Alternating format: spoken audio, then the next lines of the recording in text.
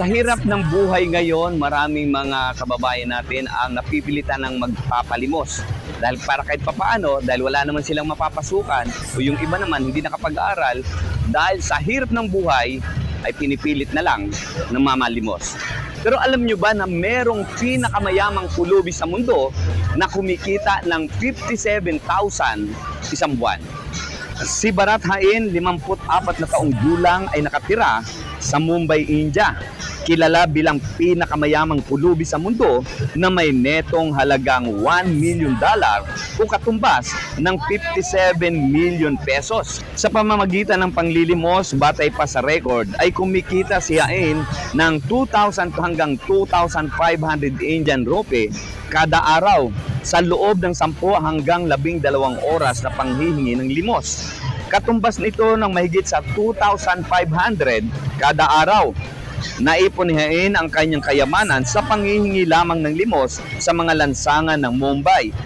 Nagmamay-ari din sa Hain ng 2-bedroom flat sa Mumbai na nagkakahalaga lamang ito ng 8 million pesos. At may pag-aari ito na 2 tindahan na kung saan tumatanggap ito ng halos 23,000 buwan ng kita. May asawa at 2 anak na lalaki si Hain. Kasama rin ni Hain ang kanyang pamilya, ang kanyang tatay at kapatid na lalaki. Bukod sa nabiling mga property, na pag-aaral din ni Hain ang kanyang mga anak sa mga convent school.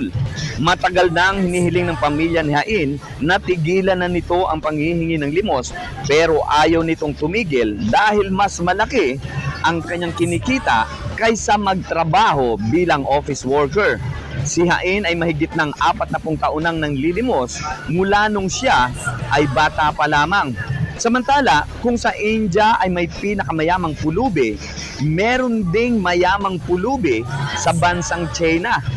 Ang Chinese na si Lo Jingyang ay isang professional na artista, ngunit sa loob ng 12 taon ay nagpanggap itong isang pulubi para magpalimos at kumita ng mas malaki sa mga magagandang lugar sa Tai Mi Thong High Park. Karaniwang kumikita si Lo ng 70,000 yuan o higit sa 240 milyong Hong Kong dollar. Nakatumbas nito ang 543,128.6 pesos sa loob ng isang buwan. Hindi pa kasama ang mga bigay ng mga pagkain. Ayon kay Lo, mas pinili niya ang trabahong ito dahil mahilig siyang mag-perform bilang pulubi at may suot ng pulubi, ngunit hindi niya kailangan ng audition o lumabas pa ng studio. Noong una, hindi sinuportahan ng pamilya ni Lo ang kanyang pangpapalimos, ngunit nang makita nila na mayroon silang malaking kita, unti-unti nang natanggap nila ito. Sa palagay nyo ba, kung ako ay magpapalimos, magiging mayaman din kaya ako?